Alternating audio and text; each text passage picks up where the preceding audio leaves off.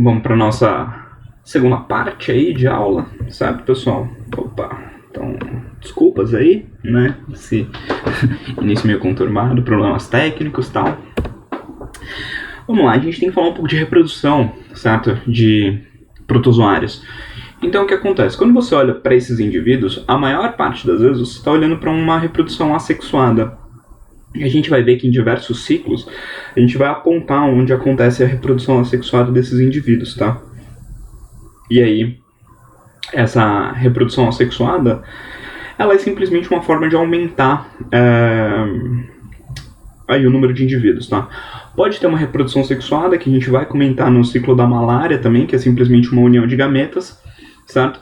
Mas o que eu quero destacar aqui vai ser, na verdade, a conjugação, né? A gente vai falar, vai usar um pouco mais de tempo no que seria a conjugação, que é um pouco diferente da conjugação bacteriana, tá? Então tem algumas peculiaridades que a gente vai observar no grupo dos ciliados aí. E nesse grupo dos ciliados, a gente vai, né, ou quando a gente falar de conjugação, a gente dá aí um pouco as diferenças do que seria o micro e o macronúcleo que a gente viu lá naquela primeira figura, tá?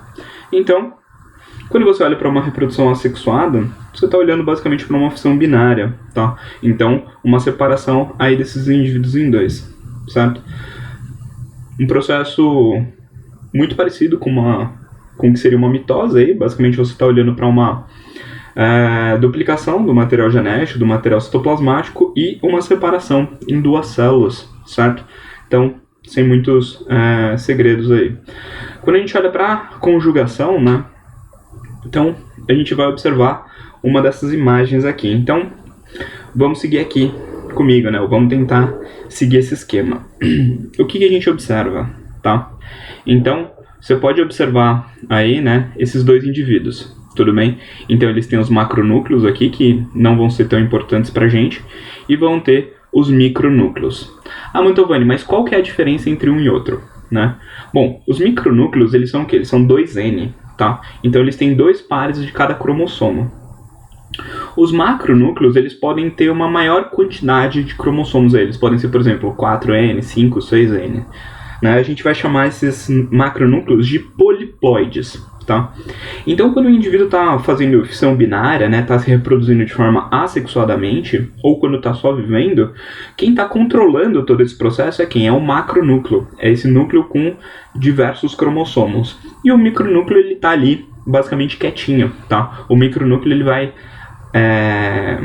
se apresentar, ou ele vai ter uma função muito mais aparente, né, com relação a esse processo sexuado, tá? Então, você tem aí pouca modificação desse micronúcleo, enquanto o macronúcleo pode sofrer mais danos, né? Então, basicamente, você tem 2 núcleos separados, certo? Bom, o que vai acontecer? Então, você vai ter esses dois, né? Aqui ele está mostrando 2 o quê? Paramécios que vão aí se parear, né? Então, são 2 indivíduos que são compatíveis para realizar a conjugação, certo? E aí esses indivíduos, eles vão fazer o quê? Eles vão se fundir, certo? Então vai ter uma leve fusão citoplasmática, né? Então eles vão se conectar aí. E você vai ter o quê? Você vai observar que cada um desses micronúcleos vai sofrer um processo de meiose, tá? Como eu disse para vocês, meiose tá lá na outra frente, né? Tá na frente de biologia B. A gente ainda não falou sobre meiose, ou não teve ainda uma aula de meiose, eu sei, né? Então não vou ficar usando muitos termos aqui, né? Ou vou comentar sobre meiose e vou falar algumas coisas importantes, né? Então você tem esse núcleo 2N. Se ele está sofrendo uma meiose, isso daí está cortando no meio. Então esses núcleos novos aqui, né? Então depois que você vê a meiose, esses núcleos aqui, eles só têm metade desse material genético. Então 1N, certo? Então de 2N passa para N esses núcleos, tá? E como é uma meiose, você vai ter o quê? Você vai ter 2 divisões. Então, de um núcleo, se esse núcleo se divide, passa para 2. Se ele se divide novamente, isso daí passa para 4. Tudo bem? Então, eu tenho 4 núcleos aí. Certo? Então, de 1 eu passei para 4 núcleos, de 2N eu passei para N. Certo? E o que vai acontecer? Esses núcleos, eles vão se degenerar. Tá? Então 3 dos 4 se degeneram. Então sobra um micronúcleo em cada um desses protozoários. E aí, esse micronúcleo, né, cada um desses micronúcleos se duplica, então faz uma mitose. Né? Na mitose você tem um processo que é chamado de um processo equacional.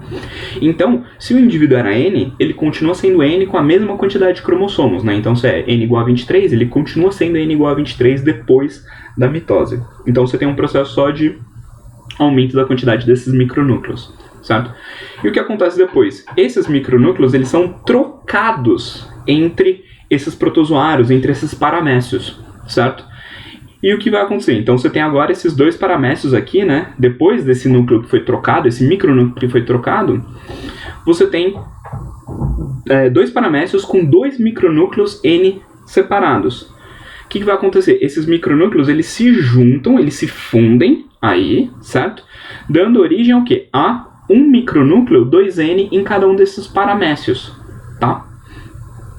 O que vai acontecer? Esse macronúcleo degenera, some, certo? Então você pode ver que de 7 para 8, né?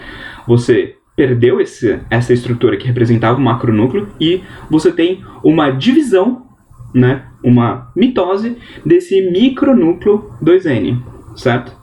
E aí um desses micronúcleos vai sofrer diferenciação e vai se transformar em outro macronúcleo, tá? Então você tem esse processo, que é um processo bem complicado, né? Mas que é um processo aí de variabilidade genética. Lembra, como no processo aí de conjugação bacteriana, eu falei que aquele processo não é um processo de reprodução, tá? Aqui na conjugação de paramécios, a gente também não pode falar que esse processo é um processo de reprodução. Por quê? Eu tinha dois paramécios aqui no final, aqui no começo, desculpa. Se eu estiver olhando aqui no final, né, em 9, eu também tenho dois paramécios, certo? Então, se eu tenho 2 iniciando e 2 finalizando, isso daí não é um processo de reprodução, porque reprodução implica no aumento do número de indivíduos, certo? Sendo assim, esse é um processo relacionado aí principalmente ao quê? À variabilidade genética, tudo bem? Então isso faz, né? Isso amplia possibilidades, né? Porque você tem mistura de material genético. E aí, a partir desse momento, né? A partir de 9, esse indivíduo pode começar a fazer fissão binária, certo? E aí, fazendo fissão binária, ele vai aumentar o seu número populacional aí, certo? Então, esse é o processo de conjugação como um todo, tá? Então é um processo, uma forma de reprodução sexuada, ou uma forma de variabilidade genética, né? De ampliar a variabilidade genética dentro dos protozoários, certo? E a gente vai observar que esse processo ele é necessário acontecer, né? Se você tiver uma linhagem de paramécios que você bloqueia a conjugação de acontecer, pelo menos os estudos apontam que a partir de 200 gerações, né, ou depois que você passar 200 gerações, né, 200 vezes que esses indivíduos se dividem por fissão binária, esse processo é travado, tá? Porque você tem um acúmulo muito grande de problemas no macronúcleo e precisaria acontecer esse processo, né, de conjugação para reestabelecer a fissão binária, certo? Então, isso aí, né, ou esses são o processo de reprodução básica, né? Pelo menos que a gente vai estar olhando, que é uma reprodução assexuada, tá? Quando a gente chegar em malária, a gente vai falar um pouco de uma outra reprodução sexuada com gametas, muito tranquilo, muito normal, né? E aqui, esse processo de variabilidade genética por conjugação, né? Então, explicado aí, etapa a etapa do que acontece, certo? Então, a gente volta na próxima parte aí também.